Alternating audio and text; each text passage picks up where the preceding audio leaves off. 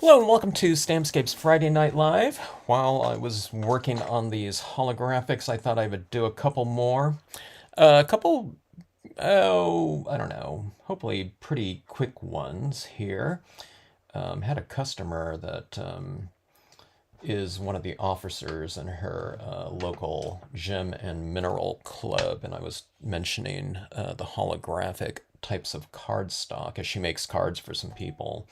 And I said, hey, this printable holographic cardstock would be probably a really interesting surface for her to, potentially utilize in some of her pieces for her peers in the club. And I thought I would do a couple more of these while I was on it. I haven't worked with this pattern too much, but I thought it probably worked pretty good as a base for like an ocean type of scenario.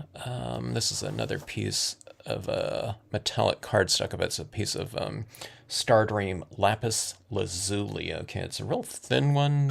You can find the 80 pounds sometimes, but you'll find mostly I think it's 110 pound cover weight thickness. But anyways, a little bit of shimmer to it for my nighttime sky, and I thought I would put some clouds down here and maybe some islands in the distance.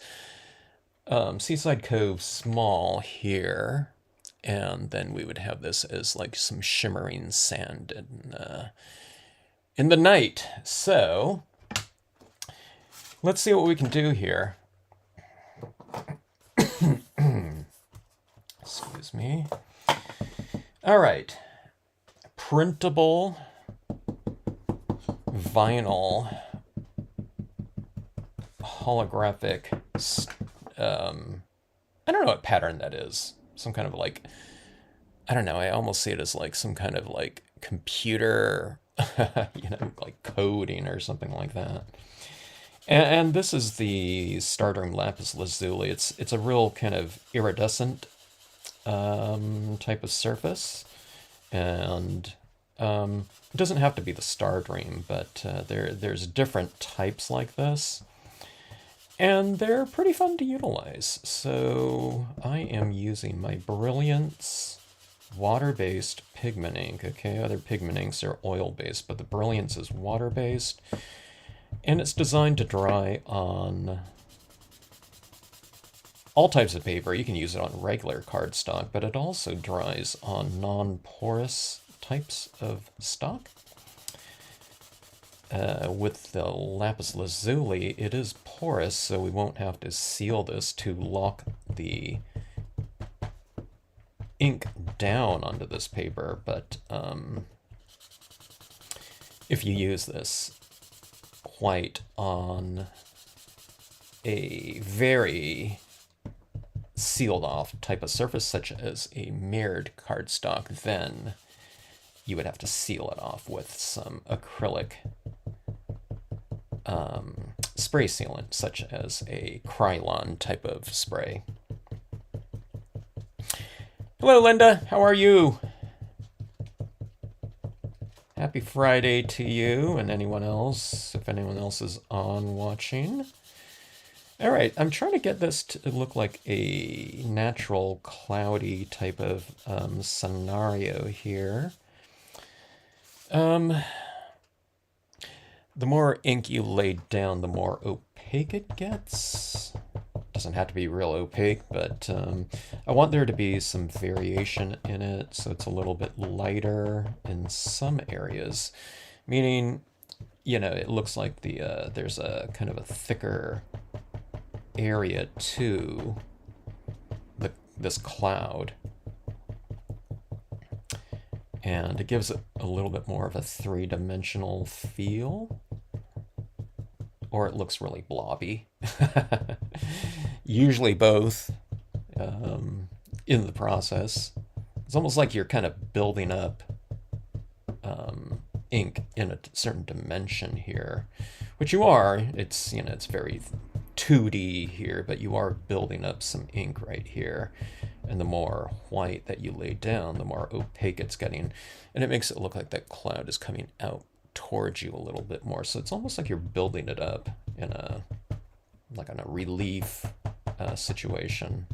It's a very just thin relief, of course, but it's like a bas relief here. So use all kinds of different motions. If you want it a little smoother, you can kind of move it around like this. Okay. Now you'll see me doing this on the vinyl, and it dries really fast on the vinyl because the printable vinyl has a layer of a quick drying emulsion on it. But on paper like this, you can really move it around. Hello, Sherry. How are you? How goes everything?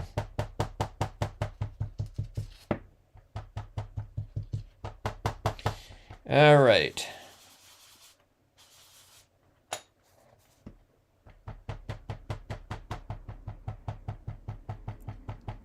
Unbeknownst to everyone, probably, but Sherry watches these videos upside down.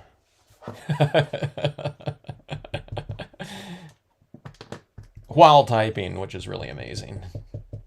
I forgot what those straps are called there. Or I don't know whether the contraption that you exercise on.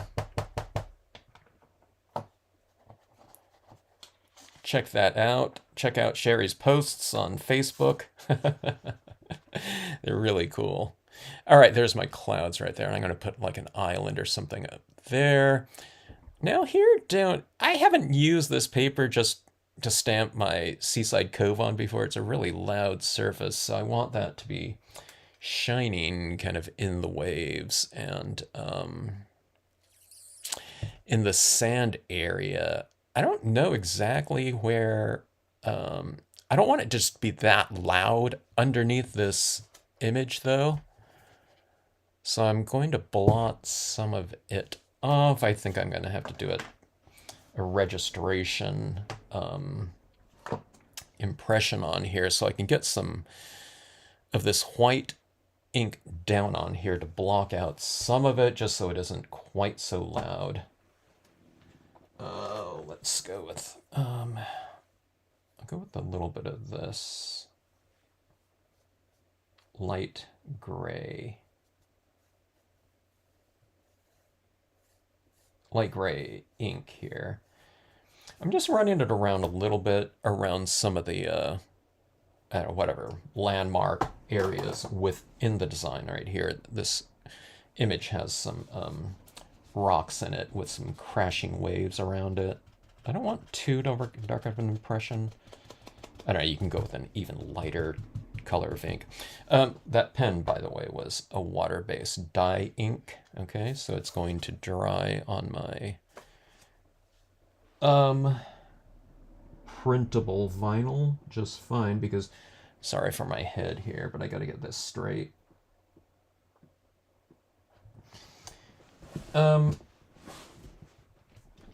The printable vinyl is designed for water-based inks, so the dye-based ink is what you want to use on here. You don't want to use something like a VersaFine Clair oil-based pigment ink or something like that on this type of paper, probably.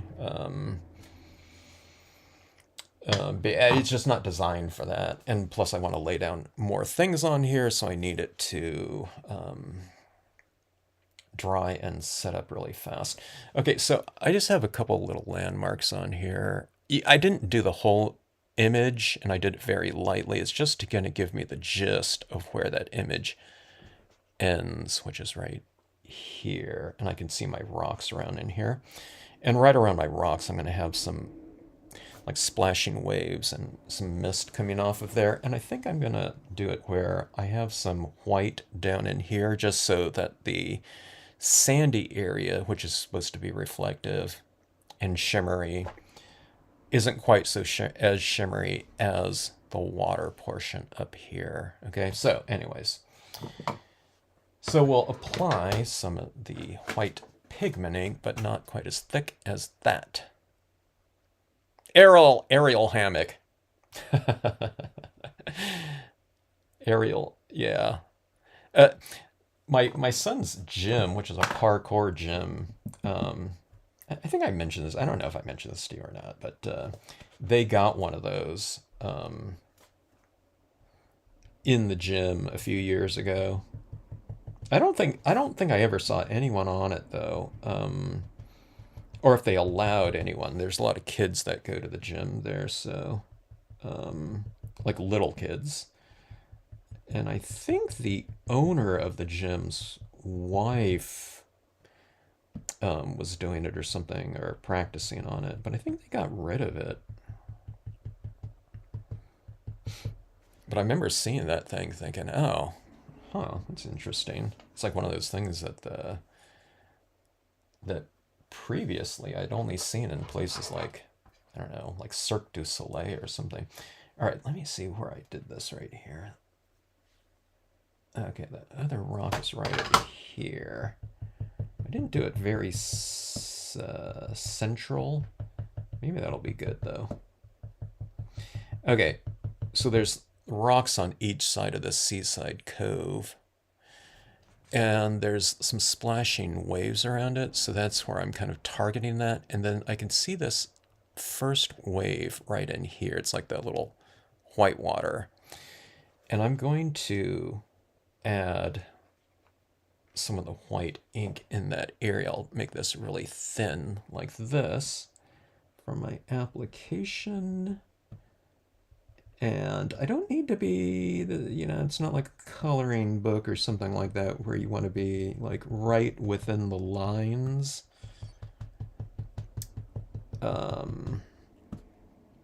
But just kind of hit it in the general area. And then I'm going to put some additional, so that's what that looks like right there. Okay. And then we'll apply some additional tone right around here. Not because I want it white, because I want it black actually. But I can't apply black with my colored pencil directly on here. I might use some of the Brilliance black, but I think I'll just have an easier time manipulating shadows in really specific areas with like my colored pencil instead, and the colored pencil will apply on top of the layer of dried white Brilliance ink. So just a really dynamic combination of media and surface, this Brilliance water-based inks and the printable vinyl sticker papers. And this all dries really fast on here.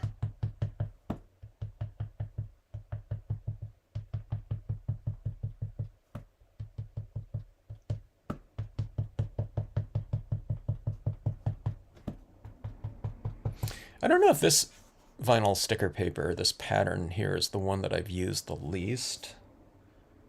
It came in a multi pattern pack, wherever that, I don't know, wherever I put it. Yeah, it came in this one right here. A U-Inkit sticker paper for inkjet and laser printers. I think 4 different patterns came with it. All right, so we have this laid down up here, and I want that to be shimmery in there. Let's go a little bit more here in the foreground, at least a real thin layer. You can apply a real thin layer too of this white ink where, that's real thinly applied right there. It's a little bit more opaque here, but you'll still have the patterning showing through. Okay, let's get some laid down on our surface down here. It'll be the sand. I think I'm going to put those turtles in here too, the baby sea turtles. And the thing that kind of I'm thinking about here is, if I have a moon or something in here, then in theory it would be lighter in here. There would be some white coming down the center, I guess. Maybe I'll apply that in here a little bit. And it would be darker on the side, but in this step right here, I'm kind of making the sides lighter, you know, for the purpose of the black to be applied. So it's kind of a little bit confusing even to me here in terms of the sequencing here. I'm kind of going against what I would do, you know, with a lot of other papers here. But to go for this look on this paper, or I don't know, whatever this idea, it's kind of like, it's almost like I'm working opposite in one step of the process here.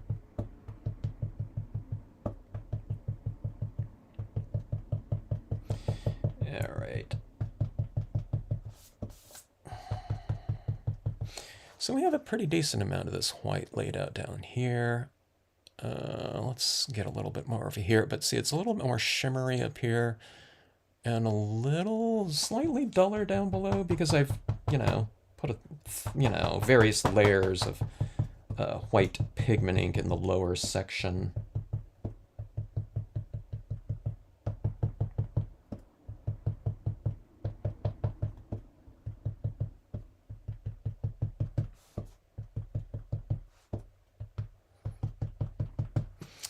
All right, and that's what we have here. Let me see if I can, there's the gist of it a little bit more. It's pretty choppily applied, kind of choppy there. Let me go back in here. Let's get that evened out a little bit more.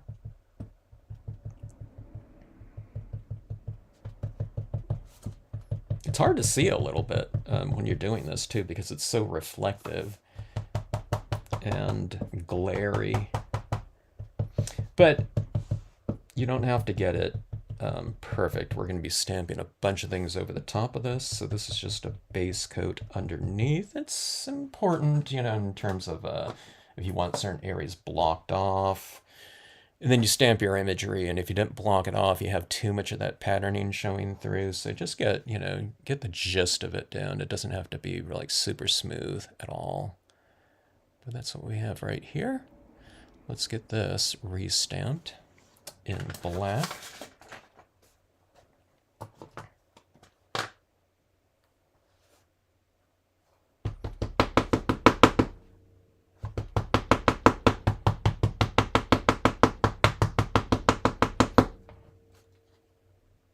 Let me make sure this black pad is inked up enough. I've been using it quite a bit over the last 2 weeks.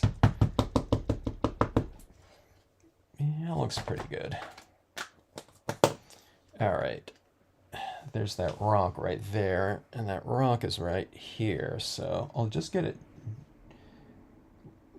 lined up generally in the vicinity. All right.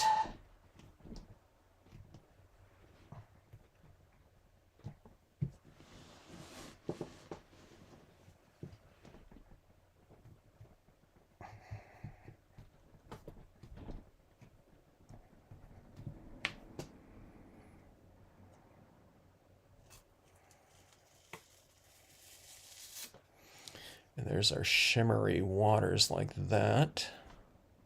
That's pretty fun. And let's get this area around in here rendered. You know what I haven't really done too much before? We have this tiny rock stamp right here, but you know what I think I can do? Because everything is so shimmery in here, is I'm usually stamping this out just with black ink, but I think we could stamp it out in white ink as well as black. And plus there's like so much area down here. So let's do this. Let's get a little of this cleaned off. It doesn't have to be too cleaned off because we can be doing gray impressions as well. But let's get, oh, there was a lot of ink on that.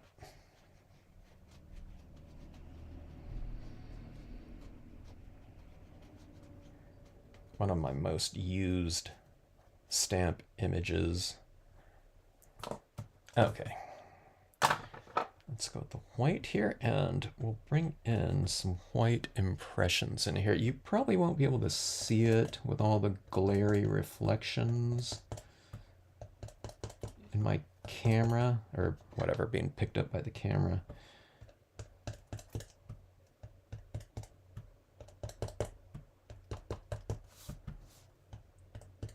I don't even know if I could see it, and I'm like right here. I can kind of see it. Okay, if I have this at an angle, let me see if I can show you guys this. I don't know if you could see it right in there. You can't really see it out here too much because I'm stamping white on white. But it's getting a little bit more textural. All right, and we're switching to the black.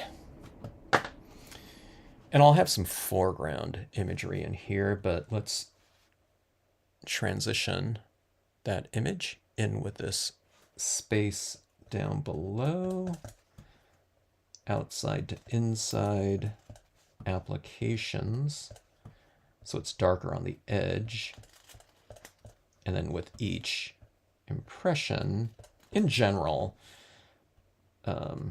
it gets a little bit lighter the drier it gets on here, so we get this nice dark to light transitioning like that. Okay, and we'll do the opposite from this side.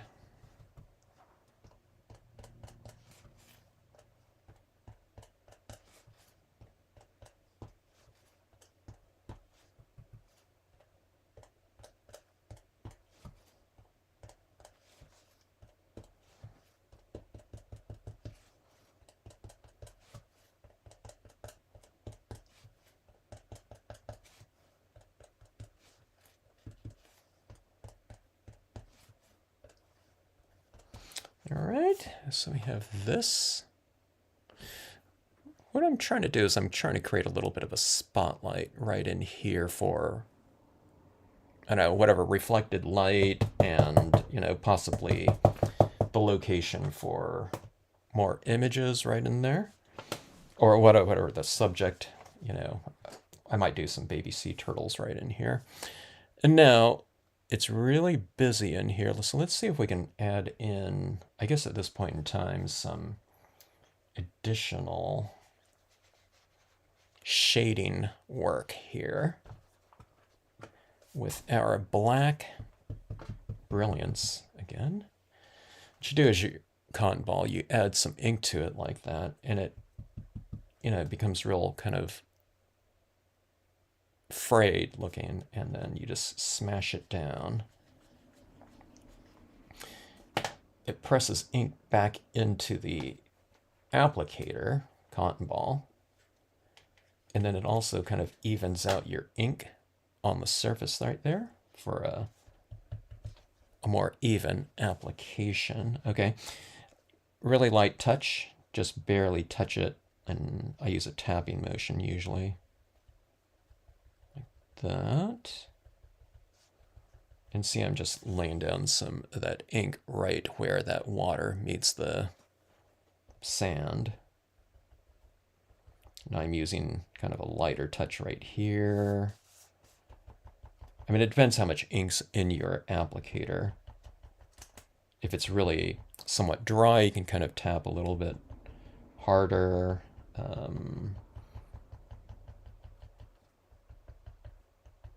But usually try to go for your applications with repetition as opposed to getting, you know, it real choppy looking. Just kind of work it in one area like that.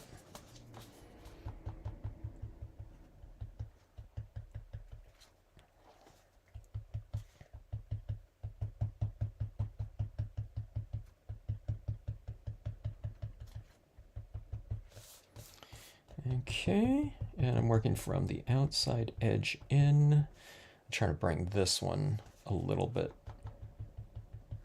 farther into the center of the scene, just to kind of cap off the bottom portion of the composition. Like that.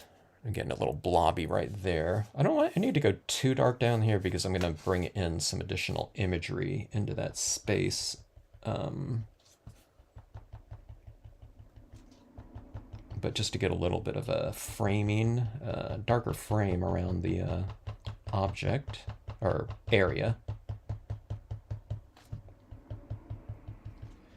Now, just to keep it from, I don't know, being too kind of balanced and symmetrical, which you can do. But if you want a little bit more variation, see, I'm kind of coming into the scene a little bit more in the center area.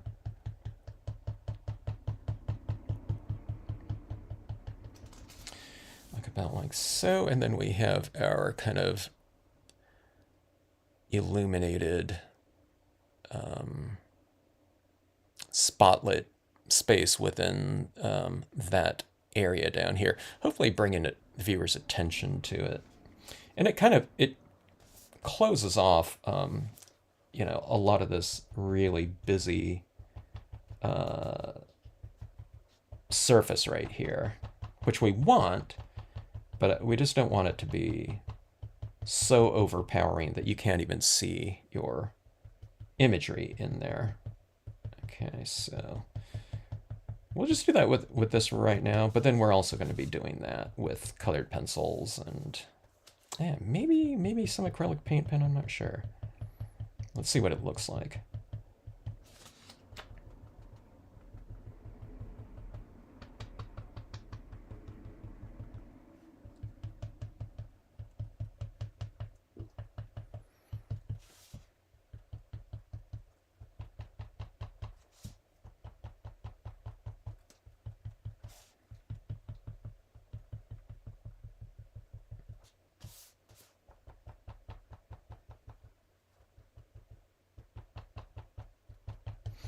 All right, I think that is just about as detailed as I can probably get it with this, okay? Let me squeeze this off a little bit more, try to make it somewhat more narrow, and then I'll get a little bit more, I think, underneath this wave.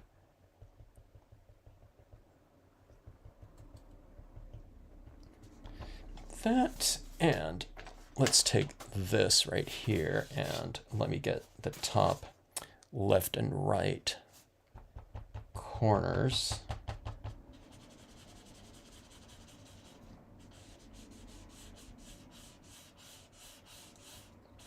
It really spreads really easily on the Star Dream. It's because this paper is kind of sealed off, but it's still porous enough to dry, but it's that kind of transitioning darker tone right there like that. Let's get a little bit right here. I won't apply as much over here because we have this cloud right underneath it.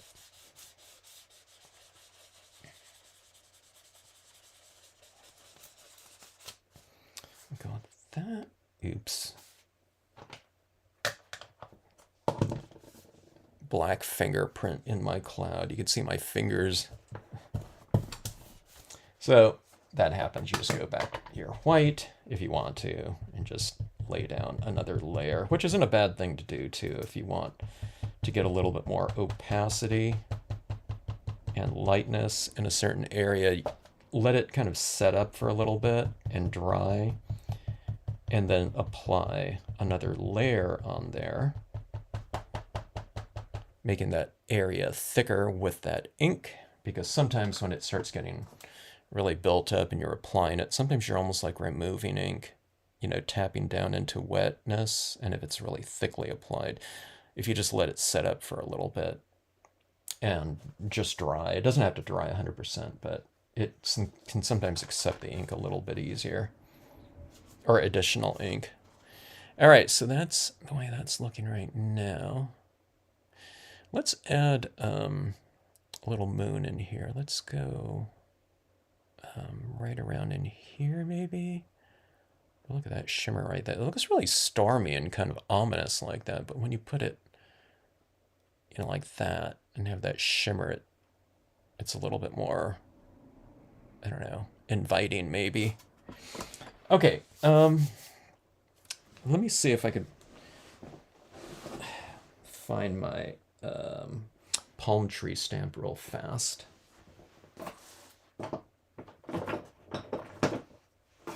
Okay, I got it right here. Here's something that I want to use after this too.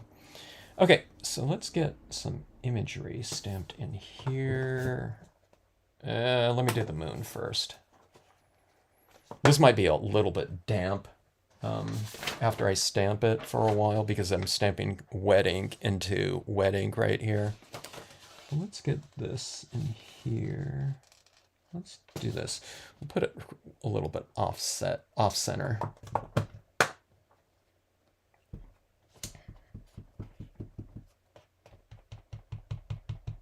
I'm doing this upside down right here because I just have easier access to the area that I'm doing this moon by flipping the card upside down.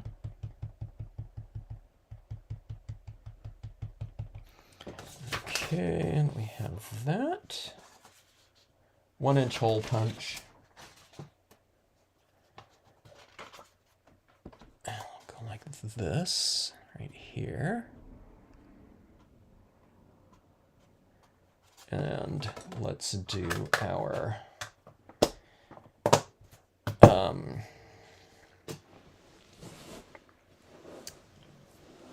Palm Island? Is yeah, Palm. I think it's Palm Island. I know it's code number 120F. Yeah, the other one is Palm Cluster. I was trying to think.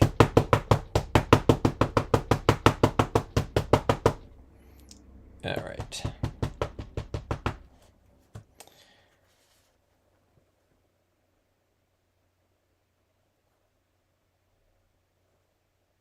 Hey, how far do I want this in here? Let's go about like here.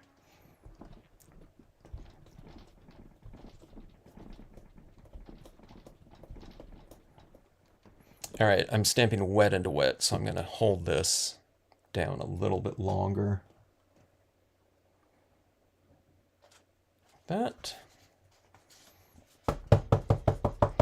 We'll make this into a little bit of like a palm cove or something, so I'll go with a little chunk of it here on the left-hand side. Like that. We have this going on right now. Okay.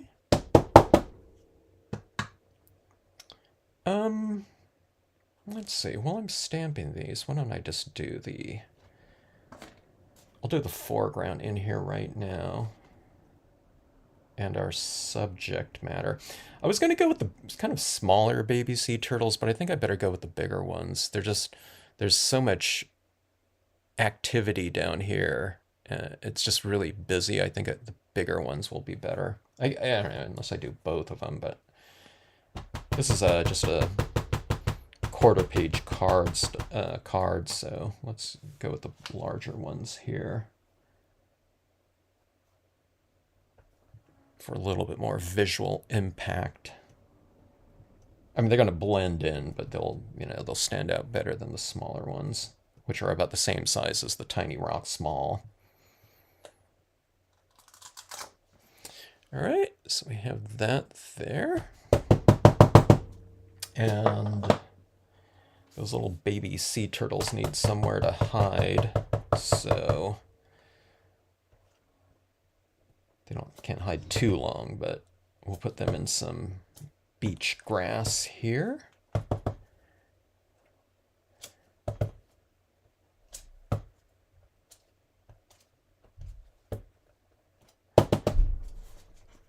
Like so.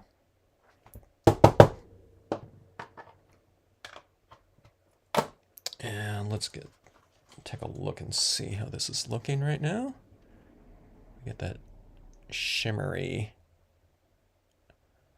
type of wet sand look down here, and then of course it's kind of that nice shimmery light out there on the horizon, and a little bit through here too. Okay. And then, like I said, I blocked it out around on the sides here, just so that it wasn't so busy all throughout the shadow areas right in there. All right, now let's refine this right in here. I think those are pretty dry. But let's go in with some additional tone here. I don't think I need to get too crazy with my shading, because I don't know if we'll be able to see it anyway, but a lot more definition, like right down in here, would be good. Okay, so let's just start off with the black. And I didn't lay down a lot of white underneath this image, okay? It's mostly on the sides right here. But let's see if I can get, maybe, okay, this is grabbing onto that little bit, real little thin layer of white that I laid down, so that's applying a little bit more, a little bit easier than I thought it would. Okay, now over here, there's hardly anything, so this pencil really isn't applying very much tone, shadow. Underneath this wave right here, we'll come in, we'll give it a little bit more definition. That, and this is also where I can kind of smooth out some of my rougher applications of that black pigment ink with the cotton ball. Sometimes it goes on a little bit blobby, so this is where you kind of just go in and smooth out some of those applications.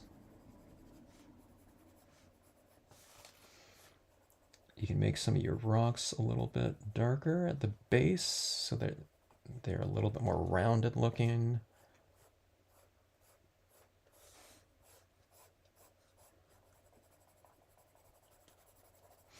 All right, that's black right there. Okay, so I kind of added some of this black underneath the cresting waves, or the white water, spindrift, whatever you want to call it, coming off the top of the wave like that. This is a little bit of a crashing wave right here. Let's make it a little bit darker around that to try and emphasize that splash a little bit more. So if you ever want something to stand out, not just in landscape stamping, whatever, you just kind of make it a little bit darker so that the lighter area stands out, you know, a little bit more dimensionally. All right, let's hit it with some color. Let's try it with this light blue here. We're gonna have an ice weekend. Oh my, Sunday and Monday, it will shut most everything down. Wow. I hope everything goes smoothly, as smooth as can be with that one, Bonnie. All right, here comes the blue here. What are the temperatures supposed to be? Okay, I'm hitting the area where I just kind of used my black, and I'm just trying to add in some blue in there. This blue might not be soft enough. Actually, it's a little bit hard. Let me try this lighter blue here. Yeah, this, okay, I can tell this one's a little bit softer, so it's applying on top of this paper a little bit easier.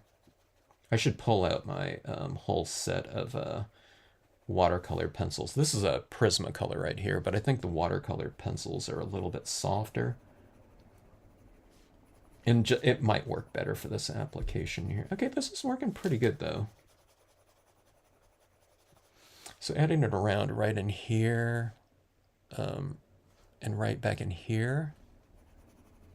You know, that gray is kind of, or the black used in grayscale is a little bit,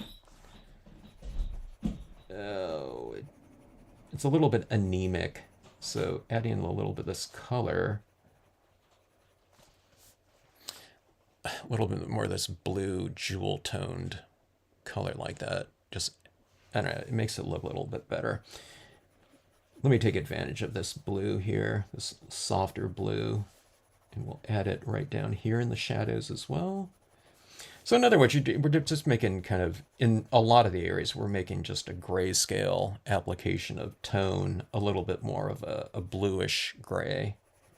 So we're adding hue and, I don't know, maybe temperature to that gray, you know, so it's not just whatever, just a one note gray. It's a little, you know, it's got some character to it.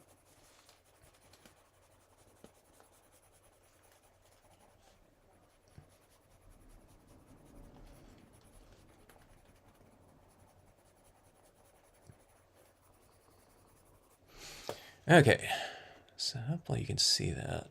So there's a little bit of these blue tones in here.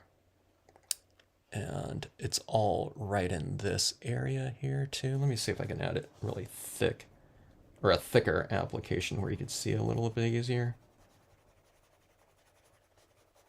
I'm getting a little bolder with it. Okay, see that right there, that tone. So that's being applied over the top of the white. So you have to have at least a little bit of that white laid out in there.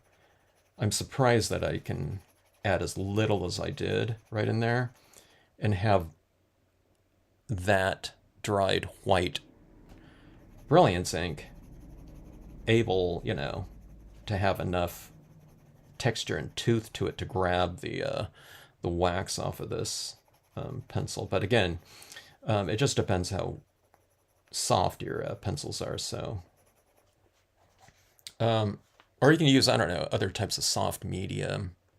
All right. So, anyways, yeah, that looks a little bit better. This blue in here looks really good, I think.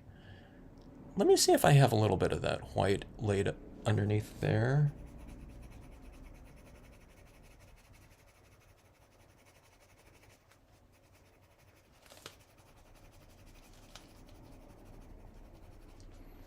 Okay, that's what that needed right there. Okay, so you get that shimmer and pair it up with something like this. You know, looks just regular, but then you get a little bit of lighting on that space right here. So, I mean, this would look good on a white piece of paper, which we've done before, but then you get this little extra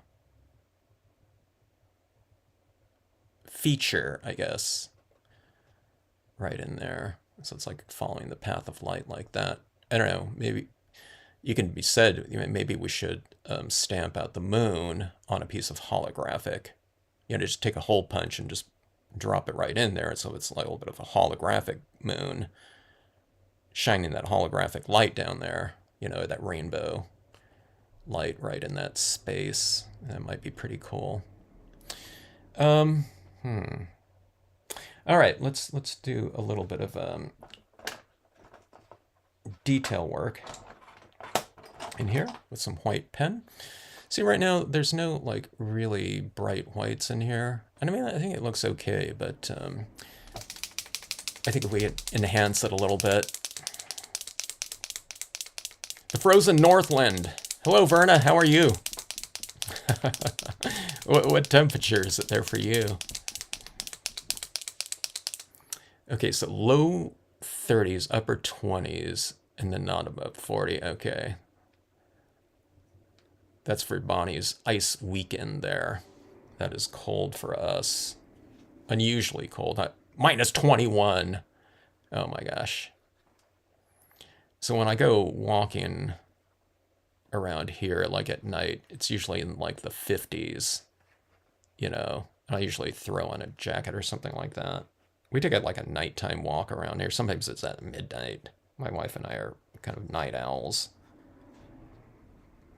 If I'm going hiking or something, I'm not doing it at night. But yeah, so when it's like, I don't know, whatever, mid 50s, upper 50s, that's like, that's shorts weather for Verna.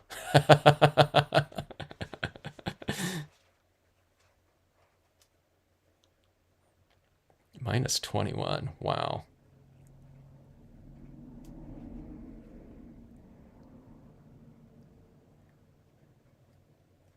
Okay, I'm getting this pen kind of un deglobbed. There's a little bit of I think some pastel in it. I just haven't gotten around to unclogging it. Okay, let's get some highlights laid out right in here. One of these days I should try doing some brush work on my applications like this. It's like a Jeannie. Jeannie does that, does a lot of brush work with her Dr. Martens for a real expressionistic, type of look.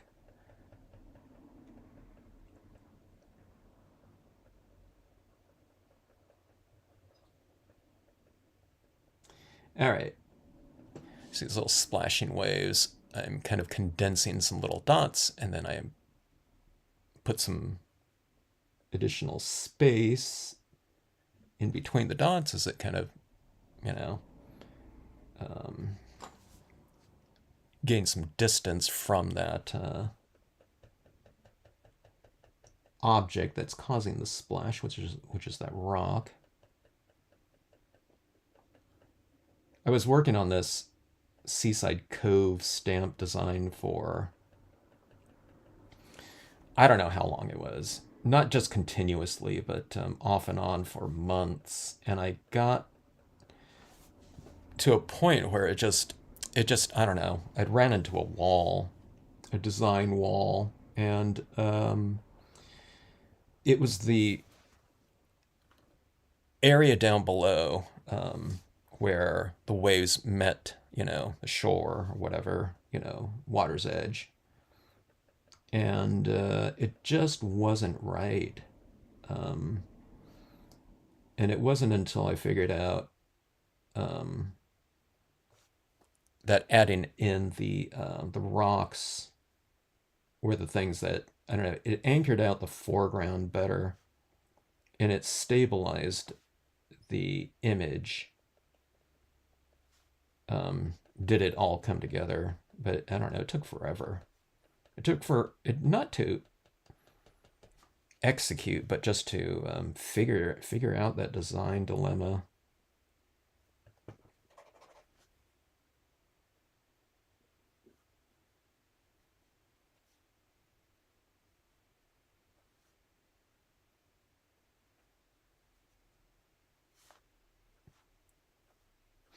All right, so I'm putting these little white caps right in here. See these little, tops of the waves, crests of the waves like that. That's why it looks like that. With the holographic, I have to kind of, I'm working on here, but I have to look at it like that from the side. Otherwise, you get that light shining right back up in your eyes. And kind of, you can't. It's hard for me to see it at some angles.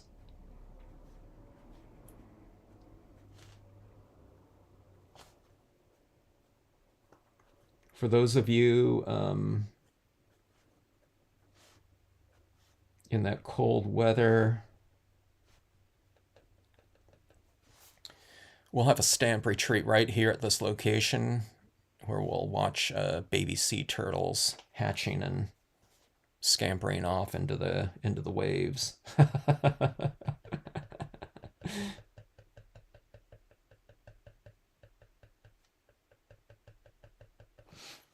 I don't know if this is in Celsius, but this location right here at this time of night is 71 degrees Fahrenheit.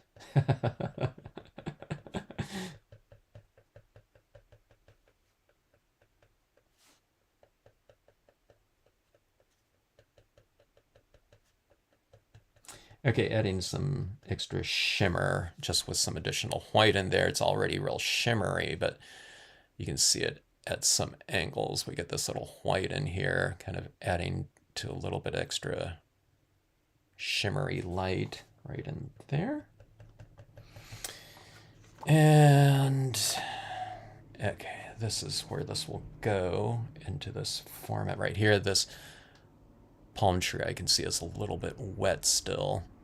This came out a little bit blotchy because my white pigment ink was still quite wet, and I stamped wet into wet. I'll just go in here. When this is dry, I'm going to go back in here and I'll touch this up a little bit with some additional black colored pencil, no problem. But this right here, if you just joined in, this is a piece of the kind of luminescent lapis lazuli Stardream paper. It's kind of a little bit of an iridescent paper. So it has a little bit of extra shine to it. At a lot of angles, though, you can't even tell, like this. But anyways, here's kind of a fun little application of one of the funkier types of printable vinyl sticker paper. It if you just joined in here, it's this one right here.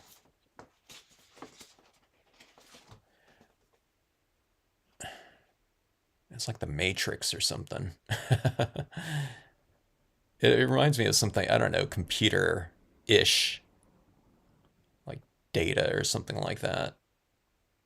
But isn't it? It's pretty fun. But when I first got this, along with the one that looks like shards of ice or something like that, or glass, I wasn't quite sure, because my mind, I just didn't have the mindset for it of what I would use that for. But I don't know. These days, it's like, okay, you can think of like different applications for it. But yeah, it looks pretty good. In terms of a water style of applications. So this one's like the ocean, of course, but any kind of body of water would be cool. I did the scene with waterfall last week. I don't know. Now I look at this, maybe this, I don't know. It would have been that through the whole thing. This motion right here, or activity, maybe that would have been too much. But like right around in this area right here, if you have a smaller pool, this might be pretty cool to use, this paper. Again, I don't know what you call that right there, but it really looks pretty good as far as like a shimmery type of thing. Plus it puts that whole area in motion, so it might be pretty fun. But I don't know. I think that looks pretty cool right there. I need to get another pack of the multi patterned printable holographics sometime, because I'm almost out of this one. I think I looked around. I need to look more, but I think I'm completely out of that glass shardy looking one. All right, so let me do. All right, whatever. Let me do one more quick one. And let's see, where should I put this? Now this dries pretty fast. But this lapis lazuli, like I said, it's a little bit wet. I need to be careful about that one. Okay, so I was mentioning earlier that a new customer, whatever, they've been stamping for a while now, I think about it. And she has some Stampscapes, but then she's like one of the whatever officers for her gem and mineral club, and I was telling her about this paper that's really fun to use in the printable vinyl sticker paper.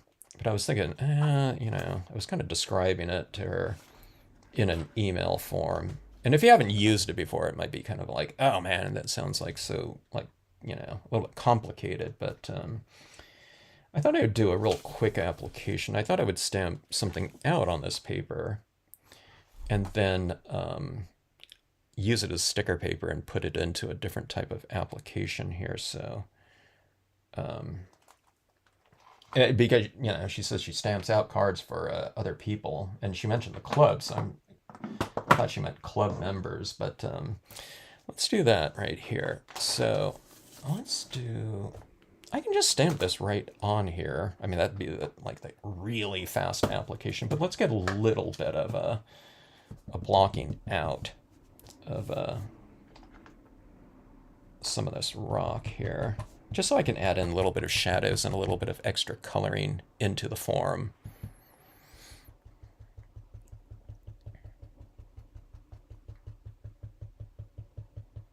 Shorts and flip-flops. Yeah, it got pretty warm around here too, for Christmas. I'm in San Diego, so you know it's all relative, but just in comparison to previous years, I guess we had a lot of rain, though. It's like there isn't any part of California that's officially in drought, which is really hard to believe.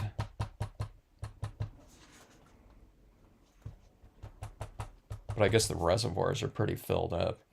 Okay, so I have just a little bit laid out like that. I just want to make this really quick and easy here. So we'll go with a couple of these rocks in this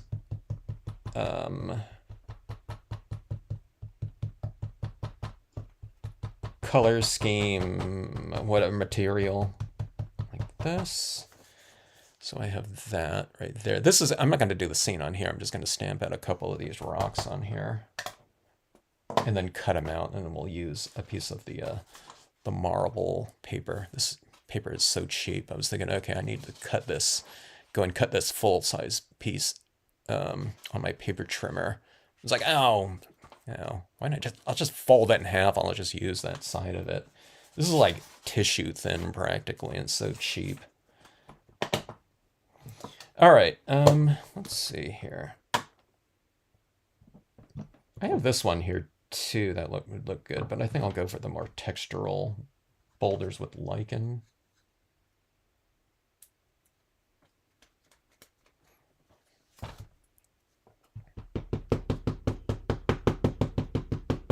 Clips of Soul, how are you?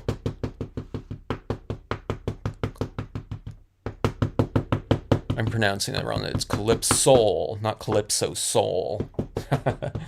Calypso Life. Good to see ya. No hurricanes, scorpions, or rattlesnakes. We did have a bit of an earthquake here the other night, just a smaller one. It's probably about 100 miles from here, the epicenter. But I was sitting at my computer desk, and I felt this bump, you know. And it was kind of later at night, so it wasn't like a truck driving by. But then I felt this, you know, movement. So it's like you go online immediately. Anytime I don't know. Sometimes you used to feel earthquakes all the time, but I haven't had too many of them for a while, knock on wood.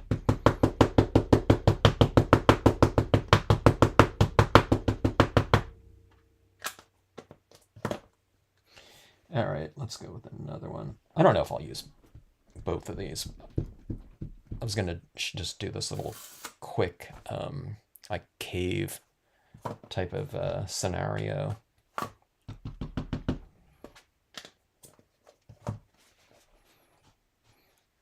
Okay, this is the boulders with lichen again.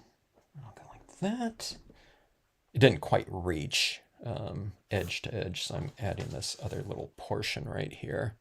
All right, so that we have these nice rocks like that. It already looks like a little bit of a cave, like you're looking out of it. But we'll use more of the rock forms in here. Okay, let me see. I haven't done this. I usually, if I'm doing a cave thing, I'm just stamping all my rock formations on. I'm not like cutting something out of something else here. Yeah, and let's do this right here. I'll do some impressions on here, but I'll use them as like registration marks for where these rocks are going to go. Okay, so let's see.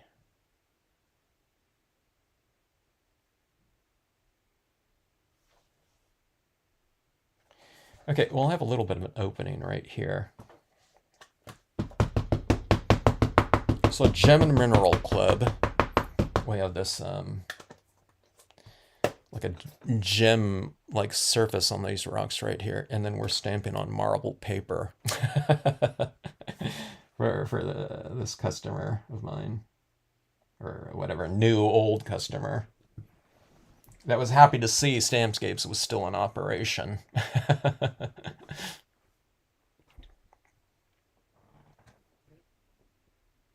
The deer people are here, so I have to see the rest on replay. Oh, go see your deer people.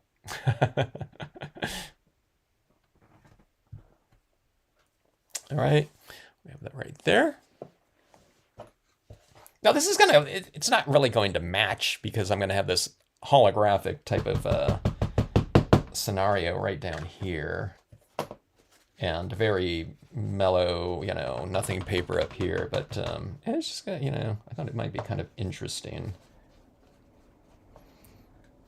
Okay, let's do this. But I thought that was pretty cool, summon stampers in a gem and mineral club. I always like going into like the gem room at like a, I guess I don't need to stamp that there. Let me do this right here. Okay, I'm going to come up here and I'm wiping a little bit the area of the rock that's going to intersect this one. About like that, okay? And then I'll close this off up top like this. So it looks more like a cave type of scenario.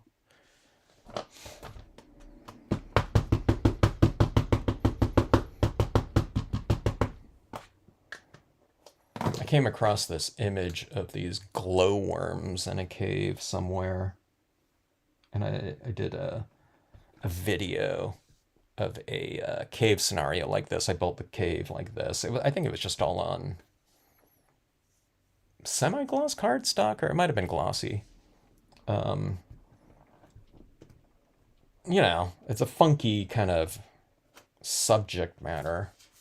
I mean, who, you know, scenic stampers are stamping, you know, glowworms, you know, very much.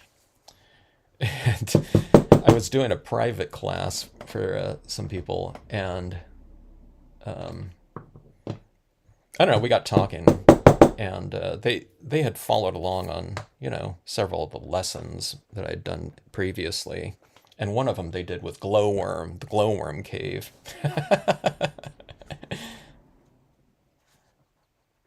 Which I was shocked about. I was like, really? You did the glowworm cave?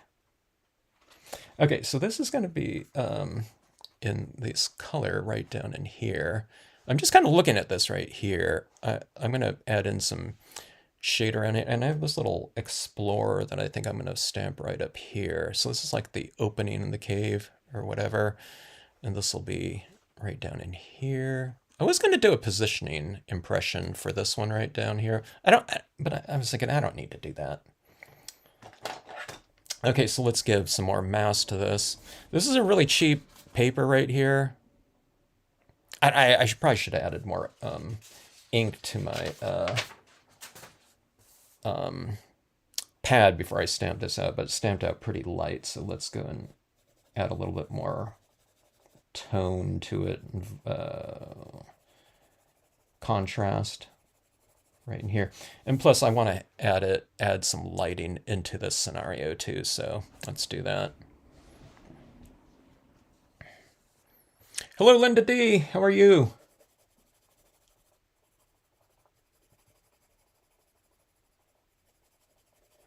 All right, this is our opening our cave. So these rocks on whatever the cave ceiling are going to be bottom lit.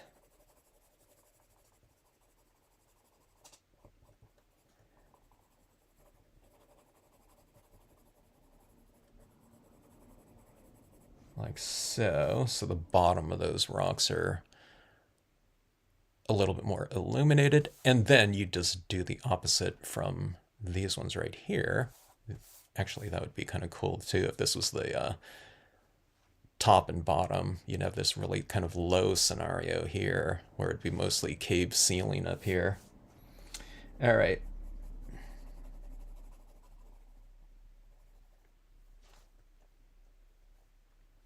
I was looking at those, whatever,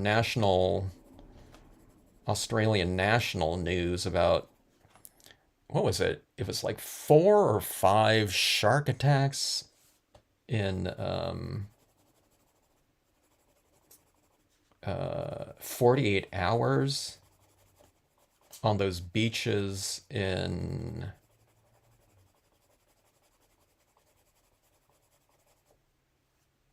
where was it again? I forgot.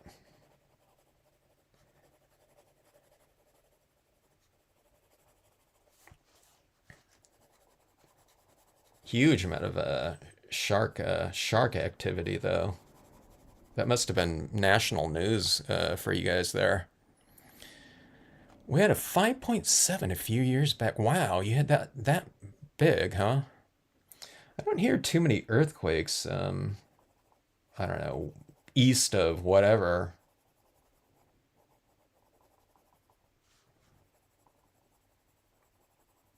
But yeah, 5.7, that's pretty big.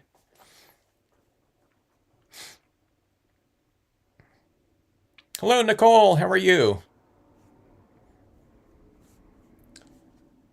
Was it Western Australia, Nicole, where all those shark attacks were?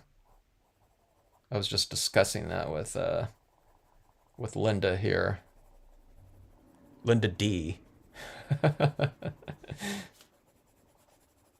used to surf, so I always kind of, I don't know, maybe that's why it came up on my YouTube feed.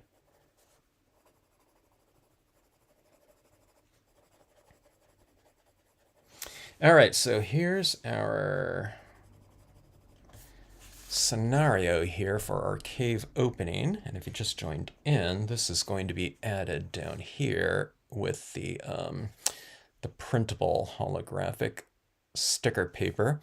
I've shaded these rocks a little bit more on here. So these rocks are naturally shaded in the design. So I've just come into them and I've darkened in these darker areas within designs. You can see where they're lighter on top and darker on the bottom. And that's what we'll do a little bit more with on the sticker paper. The holographic sticker paper will also follow suit with additional shading, whatever, conventions here, lighting conventions, darker on the base, lighter on the top.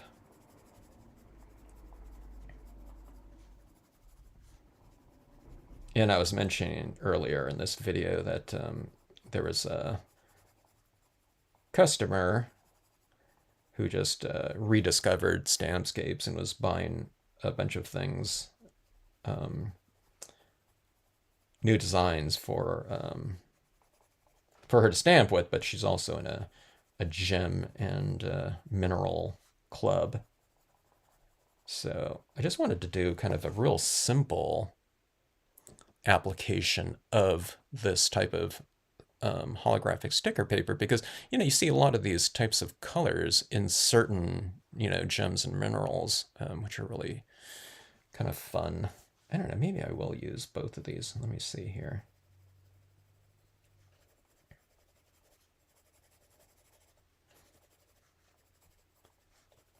But those gem and mineral people in the club, I don't know.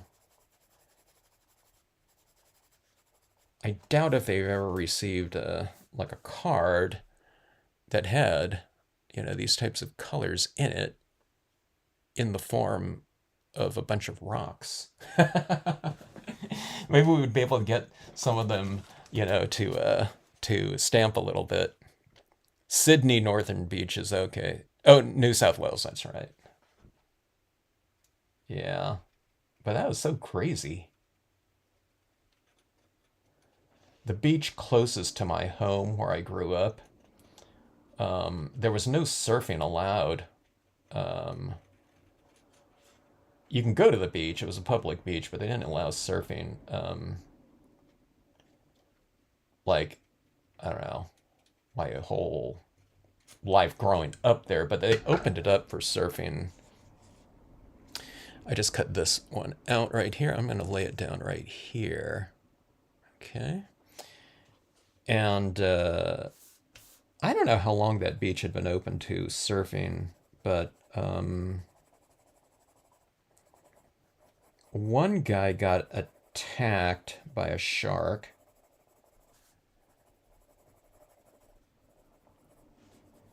I think it was probably, I don't know, maybe it was 5 years after it opened up or something like that, to surfing.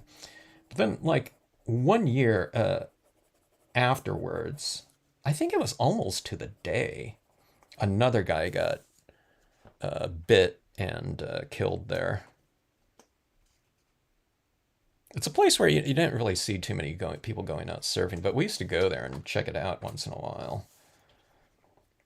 And it was because it was right next to the Air Force base, so I don't know if it was. I think it was still county property as opposed to the Air Force federal land. But I don't know. Growing up, they didn't allow surfing. I didn't. They didn't want. I don't know why they didn't want that activity out there. I couldn't tell you. But yeah, that happened a couple times. So see that right there? It's kind of interesting to have that little touch in there. I'm almost thinking about adding this in at the top here too. I think I will. And I'll have to trim this out later, but or I don't know. Let me see what I can do here.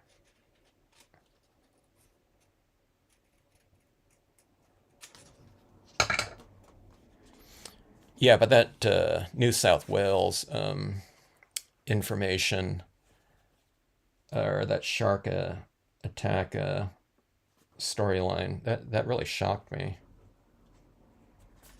Okay, let me get this out right here. Okay, so I'm just gonna lay this. I'm just gonna get rid of that top one and have this like this here. So let me figure out where to cut this one right here. This is all gonna get mounted and trimmed again later on, so I don't have to get this like too clean.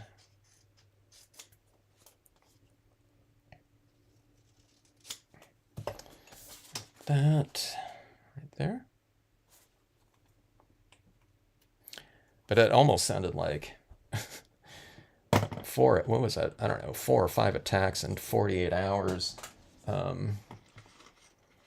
That almost sounds like, man, were they swimming like in a mammal rookery or something like that, or surfing like a seal breeding ground or something? No, just like regular traditional beaches, huh? All right, so we got that like that.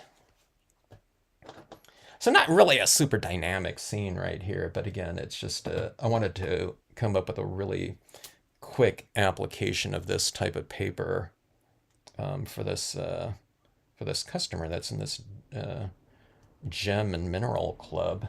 Just showing her,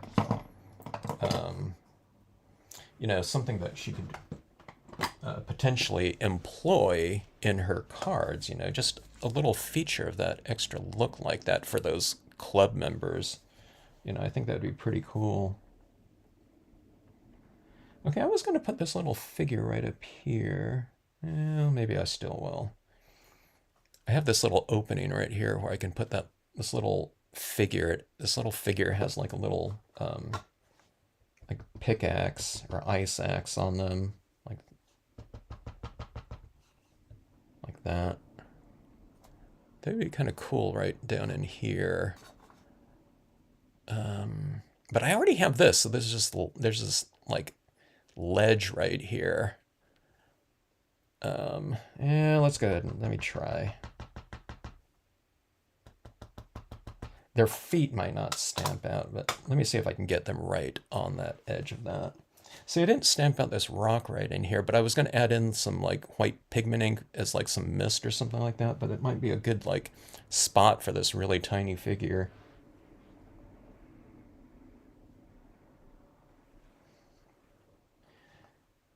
I can't see through my block too well. Oh well, let's just see what we got here.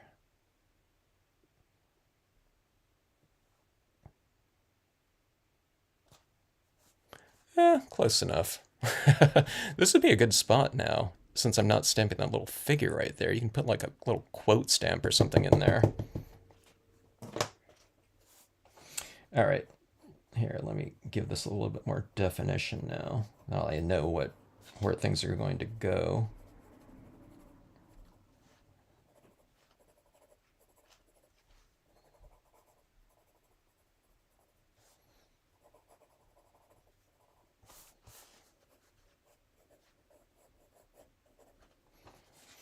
And let's get a little color in here too on these rocks. So these colors are, you know, it's just grayscale, so we can add in some additional character into the forms. I'm doing this. I usually start in the shadow areas just to give a little bit more depth of whatever color, temperature, hue to these forms right there. So I don't know. I hope you can see it a little bit. And also, I don't necessarily want to change the lighting on them, so I don't want to take them too much darker.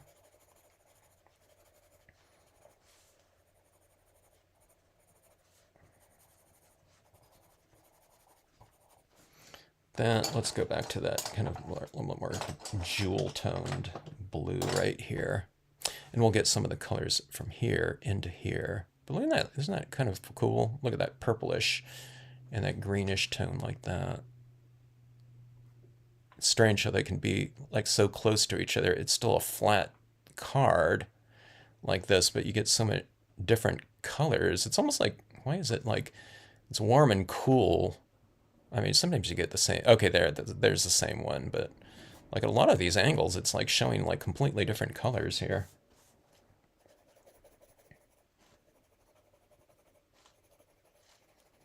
So if you use your holographic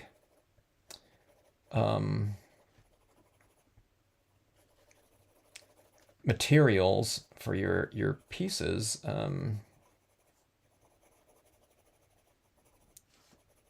they'll have suffer from kind of a multi-personality syndrome. Okay, here's a little bit of this, little bit of a brighter blue, like this.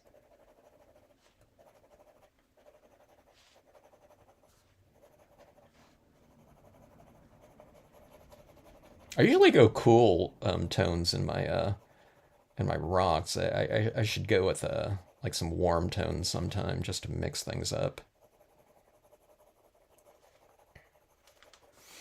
All right, so there is that. Let's get a little bit more atmosphere into it. I won't go too crazy with it because I want this card looking pretty simple. Let's see.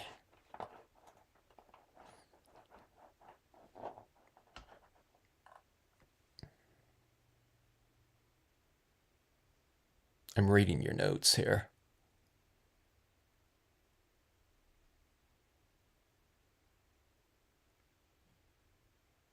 Anywhere water is murky, go. Okay.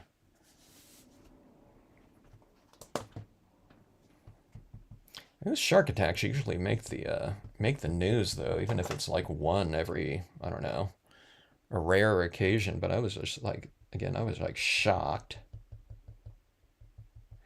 Usually in California, okay, so I grew up in the like central California, and like around a little bit north of Santa Barbara. I never heard it. I don't think there's ever been any shark attacks like in Santa Barbara. But just where I lived, the water is probably 10 degrees cooler, so sticking out on this little point on the California coastline. It's like really different from Santa Barbara. And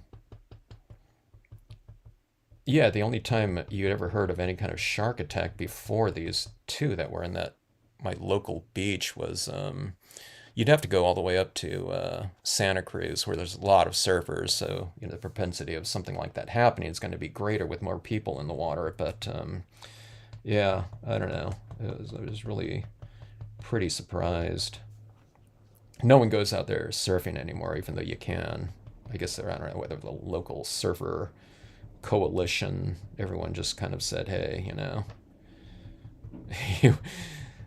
everyone's always tempted as surfers, if there's waves, there. But they said, yeah, we're gonna try to hold each other to it. I was watching this news report. They're gonna try to keep each other out of the water and stay safe. Okay, so I'm adding in a little bit of white pigment ink in here, just, I don't know, just for a little bit of variation, because I can't seem to not do that at times. I like that little bit of extra texturing in here.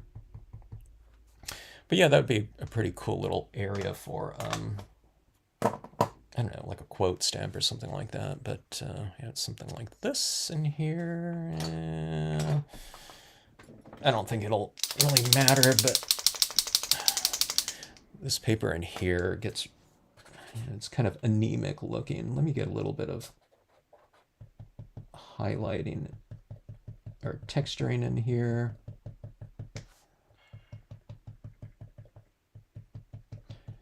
My 2mm acrylic paint pen. Okay, it wasn't feeding, it's feeding a little bit better now.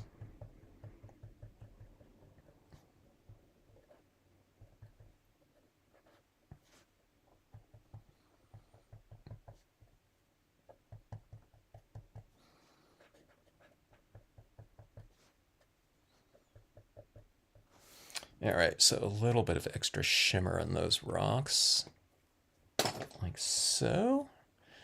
And you get a little bit of a, I don't know, a base of a card right here. It's kind of fun.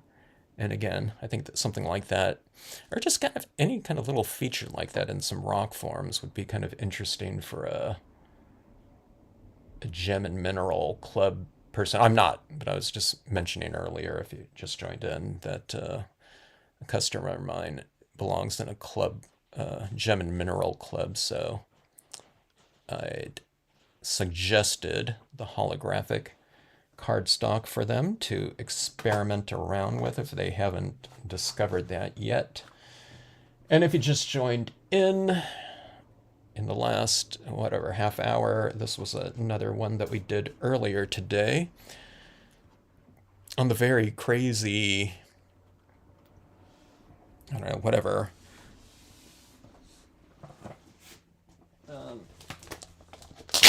textured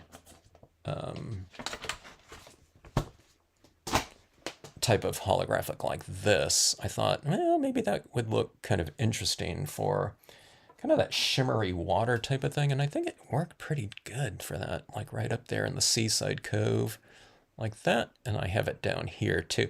You can also do it, you can stamp this out on the seaside cove and cut it out like that. And if you want this to look more like sandy or something like that, you can stamp out something like this down here in a different material too, which would be pretty interesting to do. So you'd really focus, there's just that kind of motion up there like that. Maybe like in this lower area, if you have like a shimmery, I don't know, like a bronze or copper or something like that. I don't know. Maybe it would match differently because this is like it doesn't really have a temperature to it. If anything, it looks kind of like a cooler temperature, although you have the yellows in there. But I don't know, you can have like some different types of reflectives, representing the different areas of the card like that. But yeah, that was really fun. And the lapis lazuli up top here. This would look pretty cool too. I was thinking about doing one with like this type of thing up here. But I thought, that would really compete a lot. It's so loud up here. This paper is like so loud, it makes this paper down here look like nothing, so I think it kind of works better with a little bit more of a duller. It's strange to think of any kind of metallic as dull, but just in comparison like that, I think this is a pretty good combination right here. Or just going with a darker cardstock up here. It doesn't have to be a, Star Dream iridescent like that, but it gives you a little bit of an extra shimmer and reflectiveness up there like that. Just so it's not just completely lost. There's a moon up here. I don't know, which puts a little bit more lighting in here, but I think this would be cool up here with like just some stars up here too, or something like that. You'd have these little starry types of touches up here, and it would kind of match the shapes of, these little twinkly little round little spheres too, or something like that, which would be kind of interesting. So yeah, I don't know, that paper right there might be one of my favorites on this Seaside Cove. And what I did earlier here is down in here, I pre-stamped this out on this paper, and then I added in some white ink where I knew I was going to stamp this out again over the top of it. And I whited out this area down here so you can see it's not so shimmery through here, so you can see the waves a little bit more. But I didn't put too much ink down here, so you can see a little bit down there. But if you go like this, that texturing in there isn't just kind of blinding us to the forms of the stamp. So you can put a little bit of white ink underneath it and then just stamp right over the top of that again and get that impression down there like that. So in terms of sequencing, you can think about doing things like that with some pre-stamped impressions on the printable vinyl sticker paper. Just with a light impression, don't do it with black, and then put the white over it. Just do it in a really light tone, just so you can generally see where you're going to be stamping the image. So like my areas right around in here where I have these splashing waves, I wanted that to be a little bit, whiter, like mist or something like that, not just all of that showing through. So again, we can see the rocks in here because I blocked it out with white first before doing that. So blocking out, it's a fun little technique to do with your pieces like that. So anyways, some pretty fun applications with the holographics again. There's so many different colors and personalities in that type of material here like this. So really recommend giving it a try if you haven't. And again, just use it in conjunction with the Brilliance inks really unlock a lot more the potential of them, but you can stamp just imagery over the top of it if you don't have a Brilliance pad with like a StazOn ink or something like that, or a dye-based black or something like that'll work. But again, just blocking out a little. So like this right in here, see I blocked this out a little bit with the white down here. And then I toned in here with some extra, colored pencil like that. So you can really make your forms nice and dimensional looking on top of a very, very busy, like the busiest, type of paper you can possibly work with. You can kind of tame it like this with the Brilliance inks like that. But if you want to just go for straight impressions again, you can make it work. It works better with the more solid styles of impressions on there. So yeah. See right here, the VersaFine Clear is an oil-based ink, so it doesn't really work with the emulsion on here. So dye-based, kind of lighter tone. Brilliance is a pigment ink. StazOn's a solvent ink, and then the Clear is a pigment ink, but it's oil-based, and see it doesn't stick on there, so you can. I just kind of moved my finger over it. It just kind of scratched the ink right off it. This is dry, but it scratches off. The Brilliance ink is just set, and it's set like from the get-go. It'll dry in like 10 seconds, for the most part. All right, let's see here.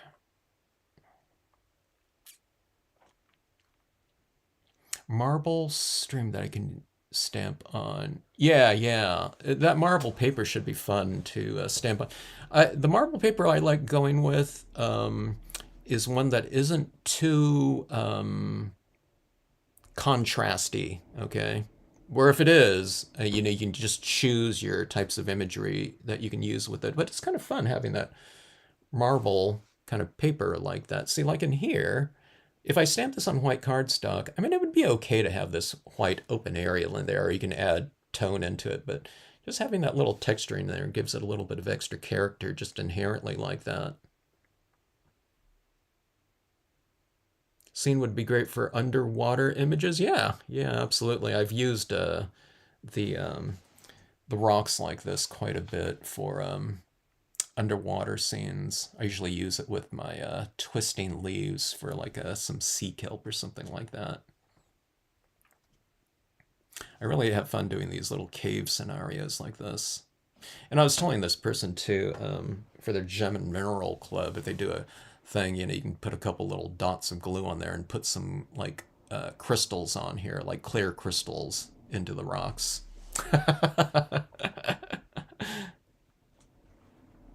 We have a cave down south that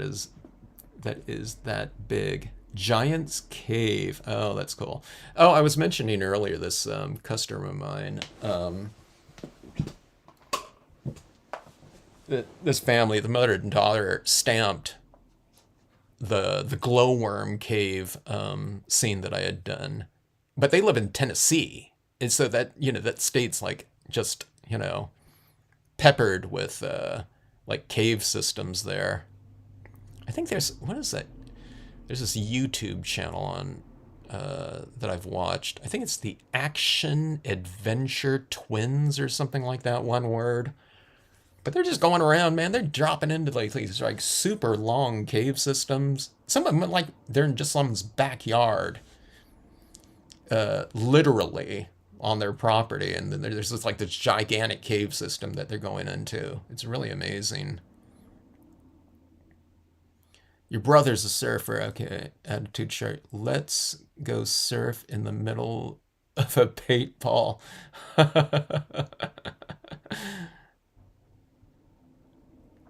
I'm telling you that surfing is one of those most addictive types of sports for sure.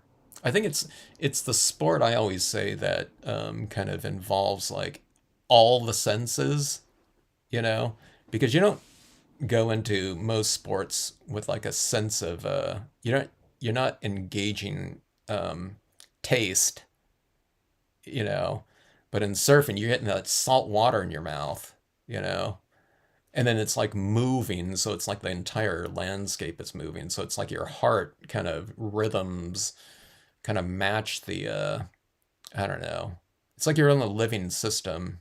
The only other sport that I find that people get seem to get as addicted to is it's like golf, you know, it's like golfing becomes a lifestyle, you know, so it's like they're out there and there's undulating terrain and it's different every time kind of, and the weather plays a big part because it's outside, you know.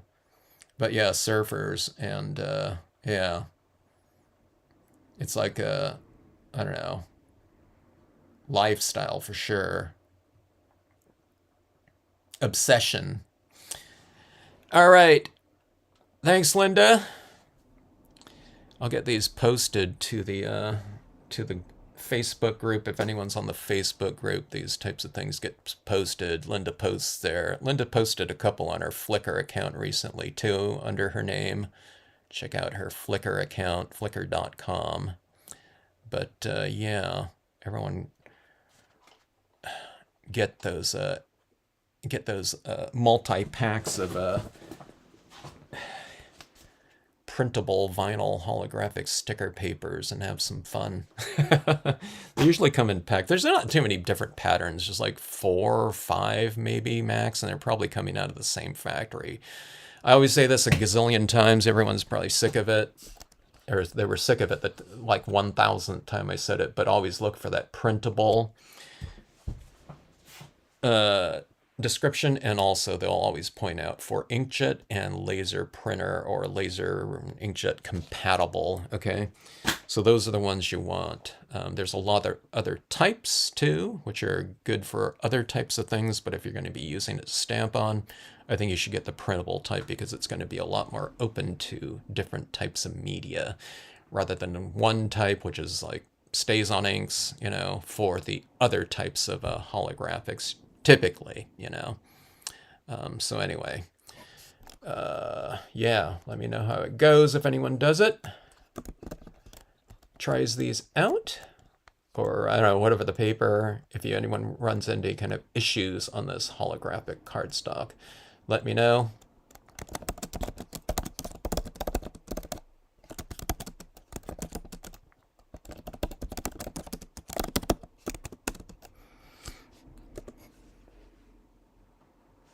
Oh, they're surfing Lake Superior. I've seen videos of that Lake Superior surfing. Yeah, yeah, when it's windy enough, or when it's stormy enough out there. It's guys in typically they're probably in quarter-inch like wetsuits, like diving suits, and I think they're always on longboards out there, right? That's really cool, though. I have fun watching that type of thing. We were usually freezing where I used to go surfing all the time. Plus, we'd always be out there like at 6 a.m. too.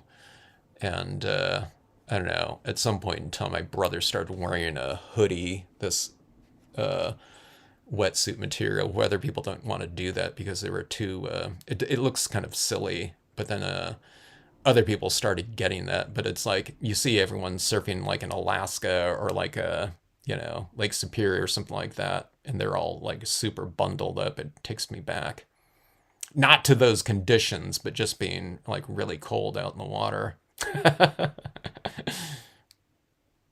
12 footers, wow, that's really huge. Gosh, I can't imagine that. Can't imagine how windy that must be out there. Yeah, time flies when we're having fun, huh, Bonnie? All right, so anyways, thanks again, everyone. I gotta need to get this one formatted up. But yeah, I really like this. I like how at so many different angles, it's like a different color from the top and bottom like that. If I was to do this again, I would probably put another rock behind here just so that this one isn't like right there. I have something like right behind it like this one right in here. But caves. Fun with caves, huh? All right, everyone. Good night, and hope you have a great rest of evening and weekend. Hope to see you in the next live stream.